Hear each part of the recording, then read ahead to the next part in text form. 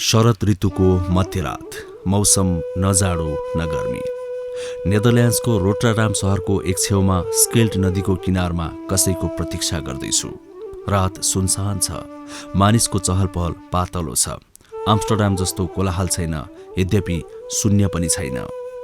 यसो हेर्दा लाग्छ नेदरल्यान्ड्स रातमा पनि सुत्दैन, कुनै न कुनै रूपमा बिउजिरहेकै हुन्छ। वरिपरि देखिएका प्राय सबै घरहरूबाट मधुरो बत्तीको प्रकाश आइरहेको छ।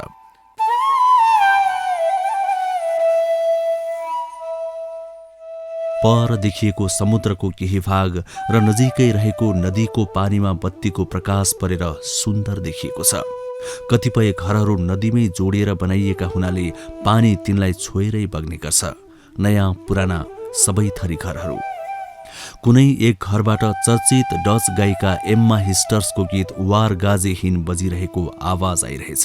सायद कुनै पार्टी या जमघट होला, तर हल्ला छैन। बारहरू खुल्ला छन् तर शान्त, प्राय सबै शान्त छन्। मानिसहरू आफ्नै संसारमा रमाइरहेछन्, कसैलाई कसैको वास्ता छैन।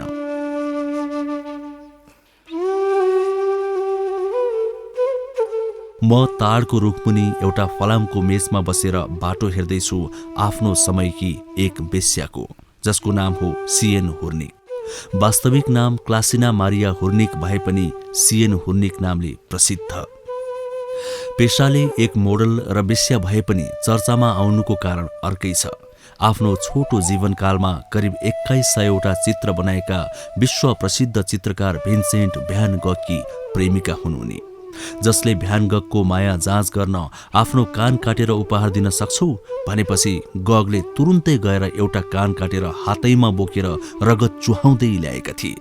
त्यसपछि साँच्चै माया गर्ने रहेछन् भनेर सिएनले प्रेम प्रस्ताव स्वीकार गरेकी थिइन्, जबकि उनको मुख्य पेशा त्यति बेला पनि मोडलिङ र वेश्यावृत्ति थियो।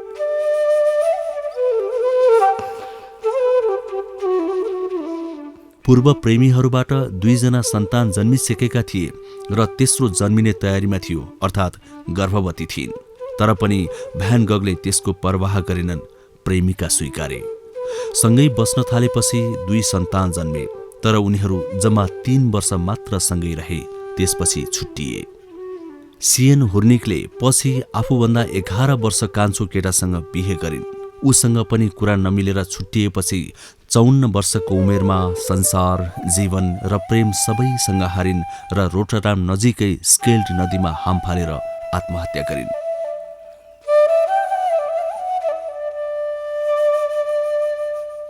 भ्यान गगका केही चर्चित चित्रहरू starry night, almond blossom, bedroom in Arles, the potato eaters, cafe terrace at night, still life, pink peach, tree roots, white house and night, the world mill, the yellow house, sunflowers आदि हुन्। जम्मा 37 वर्षको उमेरमा गगले मानसिक सन्तुलन गुमाएर आफैले गोली हानेर आत्महत्या गरेका थिए। उनले 10 वर्षभन्दा कम उमेरमै 900 चित्रहरू बनाइसकेका थिए। वास्तविक जीवन र प्रकृतिसँग जोडिएका चित्रहरू बनाएका कारण उनी आजसम्म अमर छन् र उनका चित्रहरू निकै महँगोमा बिक्री हुने गर्छन्। तिनै विलक्षण प्रतिभाका धनी भ्यान गगकी प्रेमिका सिएन हुर्निकले आत्महत्या गरेको स्केल्ड नदीमा उनले आत्महत्या गरेको 217 वर्षपछि उनको प्रेतात्मालाई भेट्न म त्यहाँ पुगेको छु।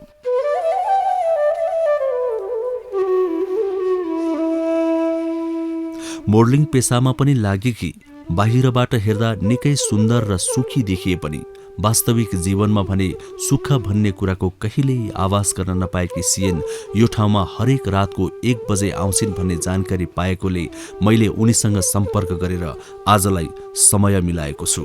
म उनैको प्रतीक्षामा छु।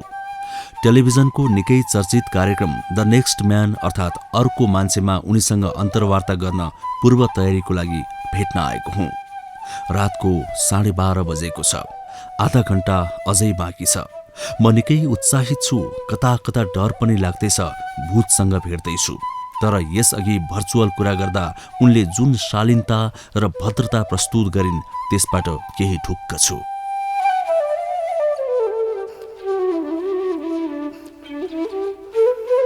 फेरि लाग्छ उनले मलाई दुःख दिनुपर्ने या नराम्रो गर्नुपर्ने कारण नै के छ र? म त मात्रै उनीसँग एउटा अन्तर्वार्ता गर्न चाहन्छु र संसारलाई मात्र होइन, सिङ्गो ब्रह्माण्डलाई प्रेम र वास्तविकताको एउटा सन्देश दिन चाहन्छु। विश्वचर्चित व्यक्तिको पछाडि हात दिने, साथ दिने र त्यसैको लागि आफूलाई समर्पित गर्ने वास्तविक योगदानकर्ताको समर्पणको कदर गर्दै तिनलाई उजागर गर्न चाहन्छु। यसै क्रममा यसअघि विश्वविख्यात तानाशाह हिटलरकी प्रेमिका इवा ब्राइनको पनि अन्तर्वार्ता गरेको थिए।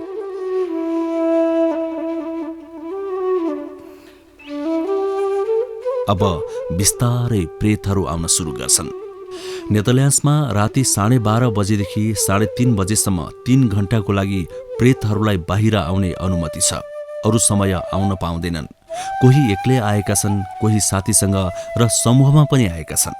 प्रेत र प्रेत मान्छे निष्फिक्री गफ गरिरहेछन्। प्रेत र मान्छे बीच पनि कतै कतै प्रेमालाप चल्दैछ। निष्फिक्री चुम्बन गरिरहेछन्। वेश्यावृत्तिको लागि कानुनी मान्यता प्रदान गरिएको संसारकै पहिलो देश हो नेदरल्यान्ड्स। सुरुमा आम्स्टरडाम मात्र त्यसका लागि प्रसिद्ध थियो, तर अहिले यो देशका कुना कुना व्याप्त छ।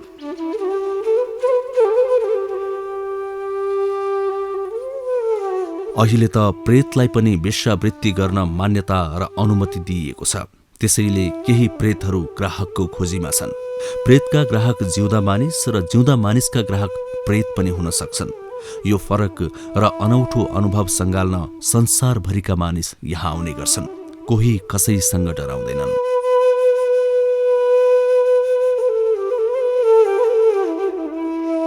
मैले प्रतीक्षा गरिरहेकी प्रेत सिएन हुर्निकको पनि पेशा यही हो। उनी प्रेत वेश्या, जसले जीवनमा पनि 31 वर्षको उमेरदेखि मृत्यु पर्यन्त 23 वर्षसम्म यही पेशा अँगालिन्। मोडलिङ त खालि उनको वेश्यावृत्तिको लागि ग्राहकलाई आकर्षित गर्ने माध्यम मात्रै थियो। यसो सोध्छु, प्रेतलाई त बाँच्नको लागि पैसा चाहिँदैन, तर पनि यो पेशा किन अँगाल्छन्? उत्तर भेट्दिन र सिएनसँगै सोध्ने विचार गर्छु। धेरै चाहिँ उनको भ्यान गहसँग जोडिएको प्रेम, काटिएको कान र सिएनको जीवन कथा नै मेरो कुराकानीका मुख्य क्षेत्र हुन्।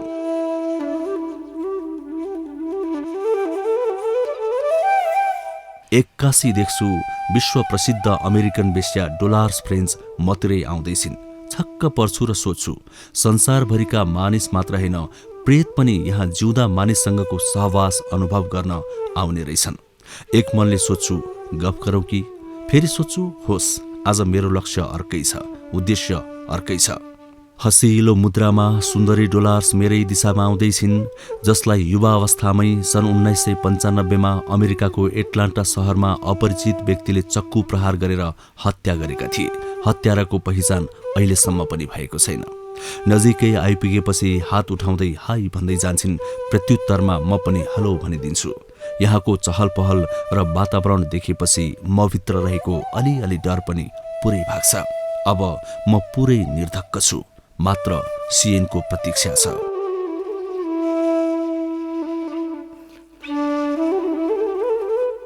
प्रेतहरू आउने क्रममा देख्छु परबाट क्लियोपेट्रा आउँदैछिन्।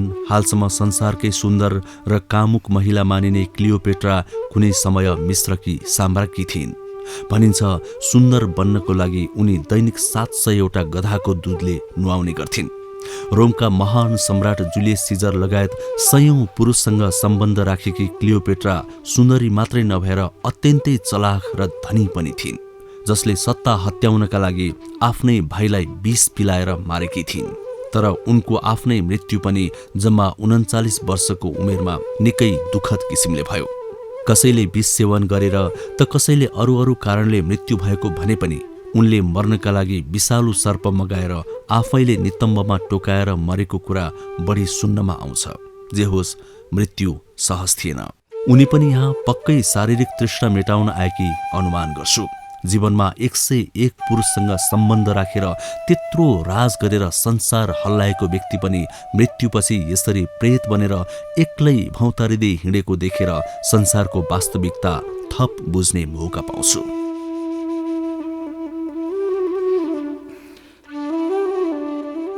करिब 1 बज्न आँट्छ।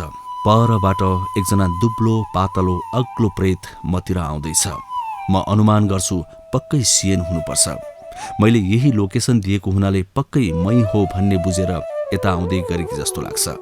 नभन्दै हो रहेछ, नजिकै आइपुगेर हाई भनेपछि निश्चित हुन्छ उनै रहेछन्। खैरो कपाल, खैरा आँखा, शरीर दुब्लो भए पनि मिलेको, उमेर पाको भए पनि अनुहारमा चमक, सायद मृत्युपछि शान्ति मिलेर होला निष्फिक्री देखिन्छन्। सामान्य परिचयपछि हात मिलाउँदै भन्छन्, यहीँ बस्ने कि कतै जाने। प्रेतसँग पहिलो पटक हात मिलाउँदाको अनौठो अनुभवले पग्लिँदै म भन्छु, बस्नै पर्छ भन्ने छ र, हामी हिँड्दै गफ गरौँ न। मलाई धेरै भन्दा धेरै यहाँको माहौल हेर्ने मन छ। सिएन स्वीकार्छिन् अनि हामी हिँड्न थाल्छौँ।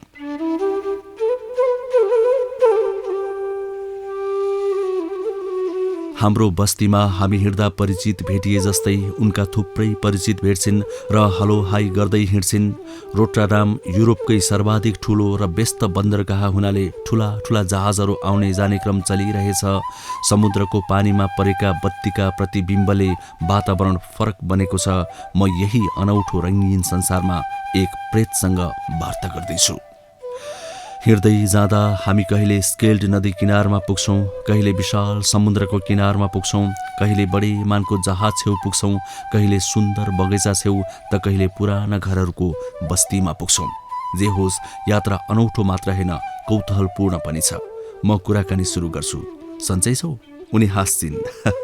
प्रेतलाई के सन्चो के बिसन्चो, ठिकै छ।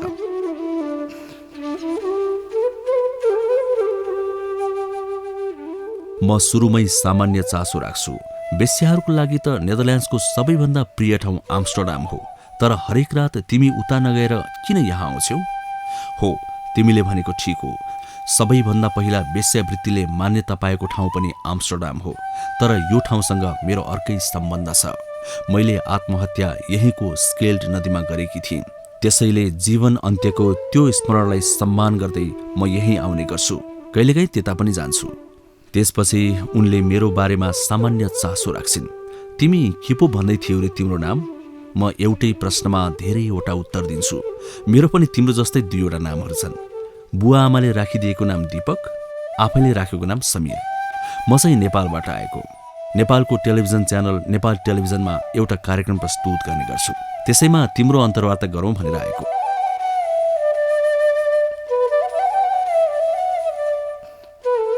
अनि अन्तर्वार्ता गर्न त मरेका मान्छेहरू अरू पनि धेरै छन्। मभन्दा चर्चित त अरू छन्, जल्दा बल्दा प्रेतहरू छन्, तर मलाई नै किन छान्यो तिमीले?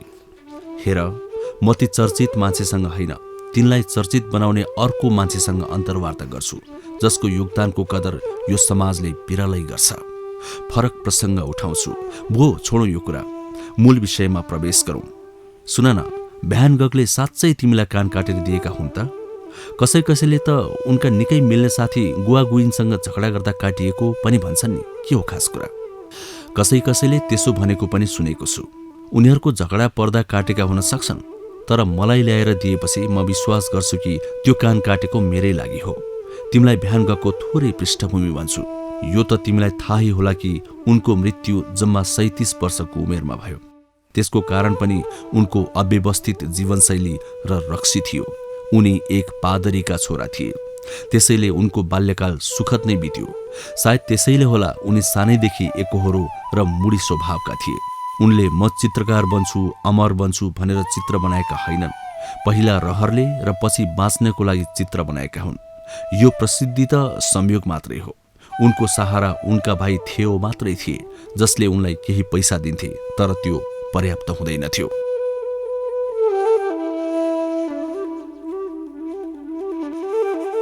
भ्यान गग र मेरो भेट एक वेश्या र ग्राहकको रूपमा भएको थियो। त्यति बेला म गर्भवती थिएँ। 2 सन्तान पहिल्यै थिए। 2 जना प्रेमीबाट ती जन्मेका थिए, तर दुवैले छोडेको कारण म पुनः वेश्यावृत्तिमा फर्केकी थिएँ। जब भेट भयो तब उनी मसँग निकै नजिकिन थाले र बिहे गर्छु भन्न थाले। एक त म गर्भिणी, 2 सन्तान पहिल्यै भइसकेकी, 2 जनाबाट धोका पाएकी। मैले उनको कुरा पत्याइन। एक दिन लहरमा भनिदिए, साँच्चै माया गर्छौ भने आफ्नो कान काटेर उपहार दिन सक्छु? सुरुमा त बोलेका थिएनन्, तर केही समयपछि साँच्चै कान काटेर ल्याए। अनि मलाई पनि माया लाग्यो र हामी सँगै बस्न थाल्यौं।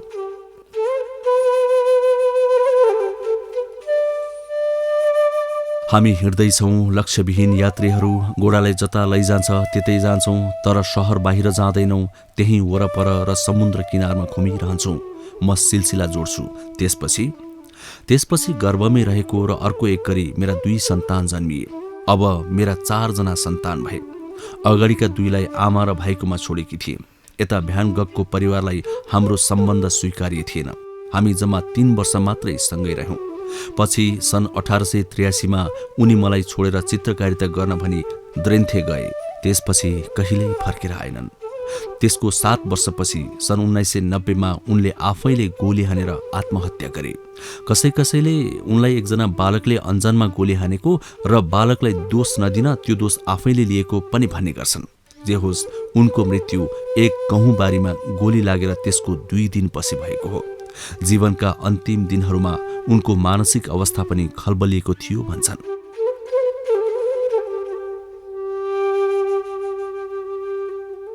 म सोच्छु, त्यसपछि तिमी त निकै अप्ठ्यारोमा पर्यो होला कि? परे नि, पेसा निरन्तर गरिरहे, अरू उपाय पनि त थिएन। आफ्नो भन्दा पनि सन्तानको पिरालो थियो। पछि मभन्दा 11 वर्ष कान्छा एन्टोन भ्यान विस्कसँग मैले बिहे गरेँ। उनीबाट पनि एक सन्तान भयो। जब बिस्तारै उनीसँग पनि सम्बन्ध बिग्रदै गयो, तब मलाई यो संसार निकै स्वार्थी र मतलबी लाग्न थाल्यो। म खालि अरूका लागि मात्रै प्रयोग भएँ।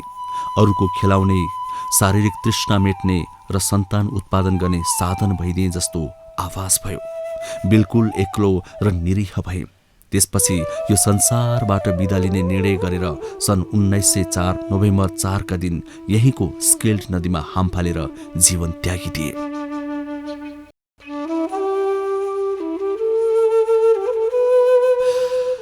यो वियोगान्त कहानी सुनेपछि केही बेर सन्नाटा छाउँछ। दुवै चुप रहन्छौँ। पछि म मौनता चिर्ने प्रयास गर्छु।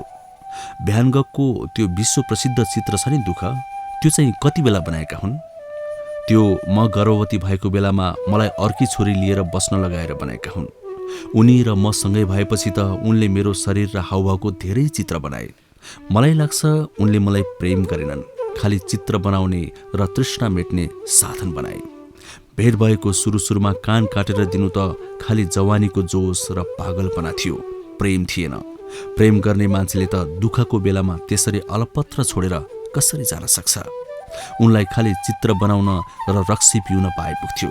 बाध्यताले गर्दा दिनभरि दुनियाँलाई शरीर सुम्पे पनि हरेक नारीले साँझ आफ्नै मायालुसँगको न्यानो अङ्गालो चाहन्छे।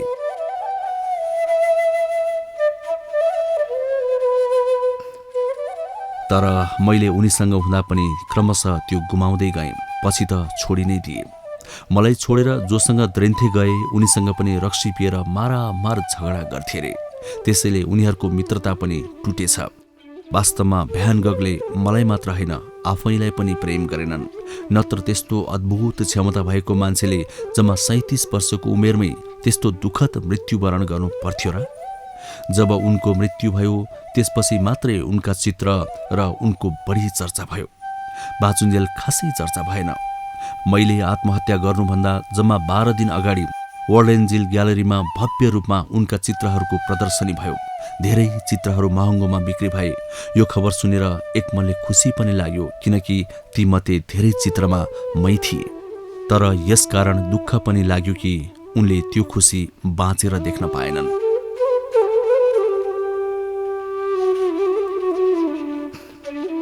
बिस्तारै कुराकानीलाई मैले उनको फ्ल्यासब्याकतिर लैजान खोज्छु।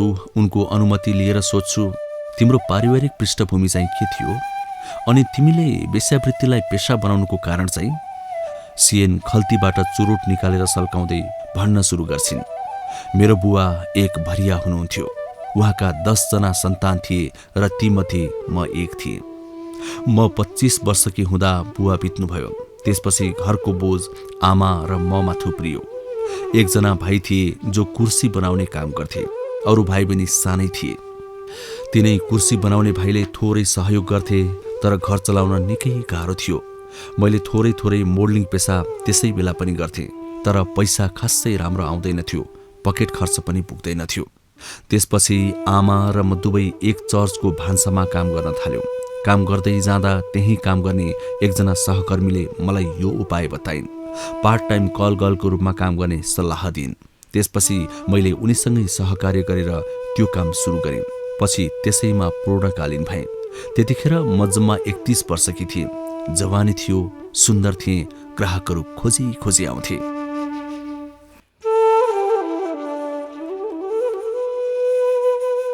राम्री भएरै त 4 जना पछि लागे नि, होइन? म बिचैमा हल्का जिस्किन्छु। उनी स्वीकार्छिन्, हो त, म नराम्री थिएँ भने किन पछि लाग्थे? यो दुनियाँ रूपकै त पछि लाग्छ। हिँड्दै गर्दा एक निकै स्मार्ट प्रेत हामीतिर आउँछ। सिएन उसलाई निकै श्रद्धापूर्वक झुकिएर अभिवादन गर्छिन्। उसले पनि निकै माया गरेर अङ्गालो हाल्छ र चुम्बन गर्छ अनि जान्छ। पछि सोद्धा थाहा पाउँछु उनी फ्रान्सका चर्चित शासक नेपोलियन बोनापार्ट रहेछन्, जसले 18औं शताब्दीमा आफ्नो प्रभाव युरोपभरि फैलिँदै गर्दा वेश्यावृत्तिलाई प्रश्रय र अप्रत्यक्ष मान्यता दिएका रहेछन्। त्यसैले यहाँका सम्पूर्ण प्रेत वेश्याहरूले उनलाई निकै श्रद्धा गर्दा रहेछन्।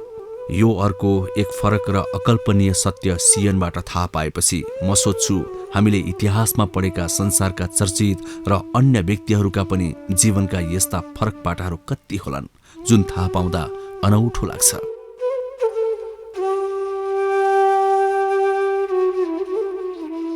कुरा गर्दा गर्दै रातको 3 बजेको छ। प्रेतहरूले यहाँ बस्न पाउने समय अब आधा घण्टा मात्रै हो। त्यसपछि अटोमेटिक एक साइरन बज्छ। त्यसपछि सम्पूर्ण प्रेतले गायब भइहाल्नुपर्छ, नत्र कारबाहीमा परिन्छ। म अर्को जिज्ञासा राख्छु, यहाँ आउने प्रेतहरू चाहिँ प्राय कस्ता कस्ता आउँछन्? यहाँ प्राय जीवनभरि वेश्यावृत्ति गरेका प्रेतहरू बढी आउँछन्। साथै अन्य त्यस्ता प्रेतहरू पनि आउँछन् जसले जीवनमा शारीरिक सुखको पर्याप्त अनुभूति गर्न पाएनन्। जस्तै युद्धबन्दी महिलाहरू, जेल परेका महिलाहरू, ठुला ठुला तानाशाहका श्रीमतीहरू जसले जीवनभरि त्यो सुखको लागि तडपिनु पर्यो, तिनीहरू त्यो प्यास अहिले मेट्न आउँछन्। प्रेत ग्राहक पनि त्यसै गरी जीवनमा शारीरिक सुख भोग गर्न नपाएका व्यक्ति आउँछन्, जस्तै बन्दीहरू, सेनाहरू, श्रीमतीबाट पीडित श्रीमानहरू आदि। जिउँदा ग्राहक चाहिँ प्राय संसारका ठुला ठुला व्यक्ति आउँछन्। तिम्रो देशबाट पनि नाम चलेका धेरै ग्राहक आउँछन्। प्राय राजनीतिकर्मी धेरै आउँछन्।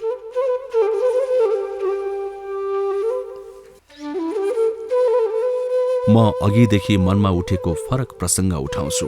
तिमीहरू प्रेतलाई त बाँच्नको लागि पैसाको आवश्यकता पर्दैन, तर पनि अझै किन वेश्यावृत्ति गर्छौ? सिएन हाँस्छिन् र भन्छिन्, मलाई थाहा थियो तिमीले यो प्रश्न गर्छौ भनेर। हो, यहाँ प्रेत र मान्छेको बीचमा हुने सम्बन्धमा पैसाको कारोबार हुँदैन। प्रेत वेश्याले पनि जिउँदा मान्छेसँग पैसा लिँदैनन् र जिउँदो वेश्याले पनि प्रेत ग्राहकसँग पैसा लिँदैनन्। हेर, हामी त मान्छेसँगको सामिप्य चाहन्छौँ, त्यो स्पर्श र आनन्द चाहन्छौँ जसको नशा हामीमा अझै पनि जिउँदैछ। किनकि बाँचुन्जेल त हामीले त्यही नै गर्यौँ। तर कारण अर्को पनि छ। तिमीलाई एउटा भित्री कुरा भनौँ, हामी तिमीहरू जिउँदा मान्छेहरूसँग बदला लिन चाहन्छौँ।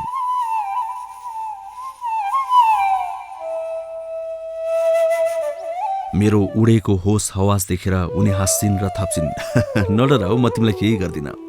बदला किन र कसरी लिन चाहन्छौ? सुन, हामी जति पनि बाँचुन्जेल वेश्यावृत्ति गरेर जीवन चलाएका व्यक्तिहरू छौँ नि, ती प्राय सबैले बाध्यताले यो पेशा अँगालेका हुन्। हामीलाई यो अँध्यारोमा धकेल्ने त तिमी जिउँदा मान्छेहरूले बनेको यो समाज हो नि। प्रेम बिनाको कुनै पनि शारीरिक सम्बन्ध कति अप्रिय र पीडादायी हुन्छ भन्ने कुरा सबैलाई थाहा छ। हामीले त्यो सम्बन्ध पल पल भोग्नुपर्छ, पल पल मरेर बाँच्नुपर्छ। के गरिब भएर जन्मनु हाम्रो दोष हो? त्यसो भए नगरेको गल्तीको सजाय जीवनभरि किन भोग्नुपर्छ हामीले? अर्को कुरा, तिमीहरूले हामीलाई सधैँ घृणा र तिरस्कार मात्रै गर्यौ। आफ्नो तृष्णा मेट्न प्रयोग चाहिँ गर्ने अनि उल्टै घृणा पनि गर्ने। दिनभरि हाम्रो विरुद्धमा बोल्ने र घृणा गर्ने समाजका अग्रज भनिने मान्छेहरू नै धेरै जसो राति हाम्रा ग्राहक हुन्छन्। हाम्रो बाध्यता र संवेदनाको फाइदा उठाउने। हाम्रो शरीर सयौं र हजारौंलाई सुम्पिन्छौं यो थाहा पाउँदा पाउँदै आएर हामीसँग सम्पर्क गर्न चाहिँ हुने, तर हाम्रो थोरै इज्जत गर्न चाहिँ नहुने।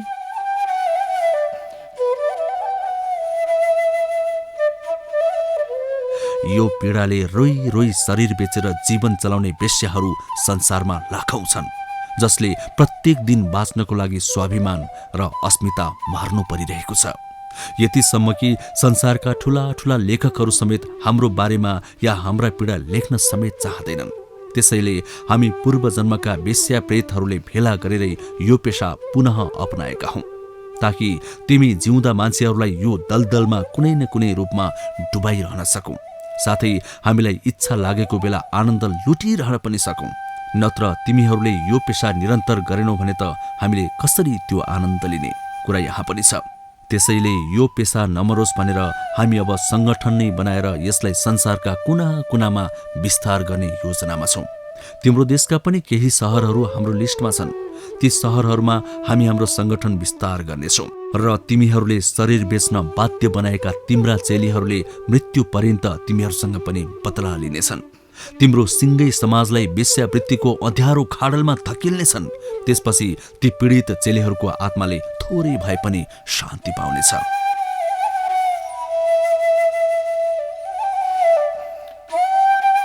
एक फरक अनुभूति गर्दै म प्रसङ्गलाई आफू अनुकूल बनाउने प्रयास गर्छु। अनि सिएन, मेरो देशमा त वेश्यावृत्तिमा लाग्ने र लगाउनेको संख्या खासै धेरै छैन त, किन यति धेरै आक्रोश? तिमीहरू यही त भ्रममा छौ। जुन देश र समाजमा यो वैधानिक छैन त्यहाँ नै हो बढी हुने र महिलाहरूले बढी पीडित हुनुपर्ने त्यही हो। बरु हाम्रा जस्ता देशमा धेरैले पीडित बन्न पर्दैन जहाँ यो खुल्ला र वैधानिक छ। तिम्रो देशको पनि एक रेकर्ड हामीसँग छ। तिम्रा धेरै चेलीहरू बाहिर हाँसेर भित्रभित्रै दैनिक मृत्यु वरण गर्दै अर्कालाई अस्मिता बेच्न विवश छन्, जसको बारेमा तिमीहरूलाई थाहै हुँदैन। हामी त्यस्तालाई चाहिँ घृणा गर्छौं जसले बाध्यता नभई रहरले धेरै जनासँग शारीरिक सम्पर्क राख्ने गर्छन्, चाहे ती महिला हुन् चाहे पुरुष।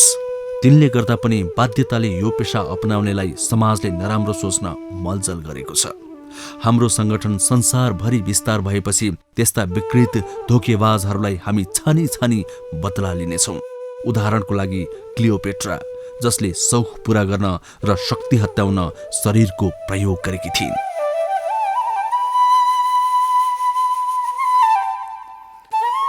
जुन समाजका चेली बाध्यताले वेश्यावृत्तिको खाडलमा खसेका हुन्छन्, वास्तवमा संसारको सबैभन्दा कुरूप र दरिद्र समाज त्यही हो।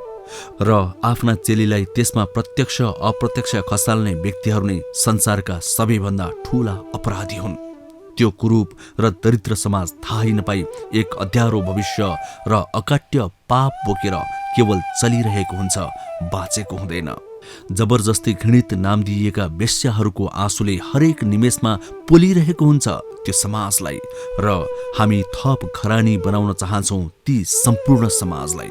बाहिर देखिने सौन्दर्य त भ्रम मात्रै हो मिस्टर समीर।